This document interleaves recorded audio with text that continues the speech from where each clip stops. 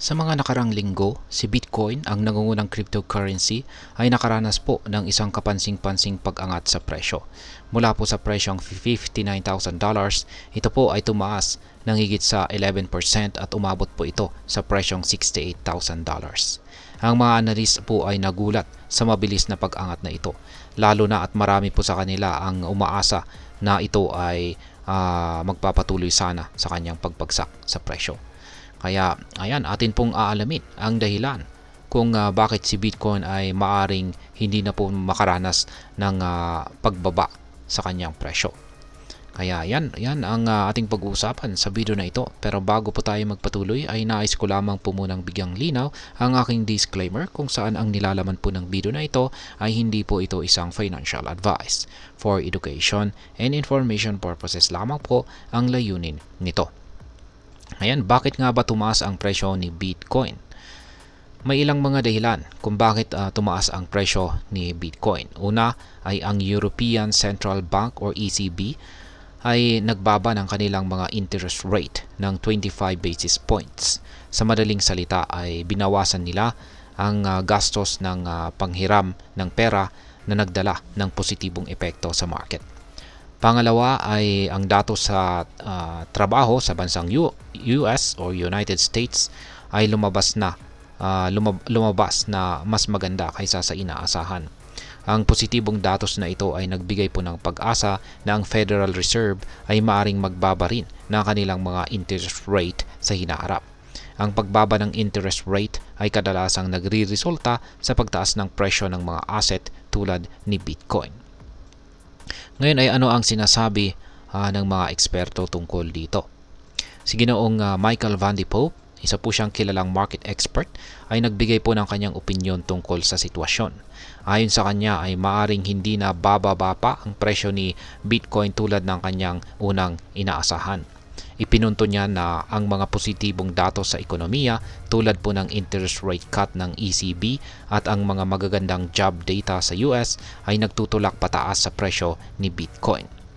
Ngayon ay ano ang epekto ng mga economic data kay Bitcoin? Ang ekonomiya ay may malaking epekto sa presyo ni Bitcoin.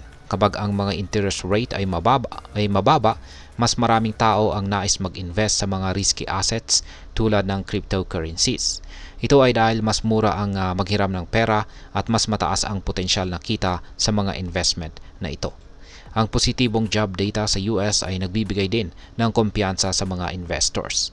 Ipinapakita po nito na ang ekonomiya ay malakas at ito ay nagpapataas ng demand para kay Bitcoin. Ngayon ay ano ang hinaharap ni Bitcoin ayon sa mga eksperto? Ayon po sa mga analyst, possible pa rin na tumaas ang presyo ni Bitcoin. Ang iba po ay nagtataya na aabot daw ito sa $90,000 bago magtapos ang taong ito. Mayroon ding mga mas optimistikong prediction tulad po ng $150,000 na pagtataya ng mga eksperto mula sa Standard Chartered. Yan. Ngayon ay ano naman ang aking masasabi tungkol dito? Ang mga kamakailang pagtaas ng presyo ni Bitcoin ay bunga po ng mga positibong datos sa ekonomiya at mga pagbabago sa interest rate.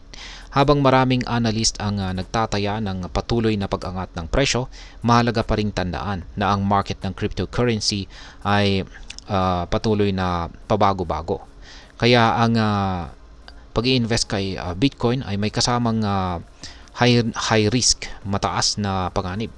Kung ikaw ay nag-iisip na mag-invest, mas mainam na mag-research at mag-consult sa mga financial expert. Ang kasalukuyang sitwasyon po ni Bitcoin ay isang patunay na ang mga cryptocurrencies ay patuloy na nagiging mahalagang bahagi ng pandaigdigang ekonomiya at ang kanilang presyo ay apektado po ng mga pandaigdigang pang-ekonomiyang kalagayan. At hanggang dito na lamang po tayo sa video na ito mga ka-crypto. Sana po ay inyong nagustuhan ang aking paliwanag sa video na ito. Kung inyo po itong nagustuhan, pakiclick lamang po ang like button nito. Para naman po sa mga bago lamang dito, kayo po ay aking inaanyayahan para mag-subscribe. Pakiclick na rin po ang bell icon nito dahil ito po ang siya magsisilbing notification nito sa mga bago kong videos na akin pong ina-upload sa aking YouTube channel na ito. Marami pong salamat sa panonood, ingat po tayo lagi at God bless po sa ating lahat.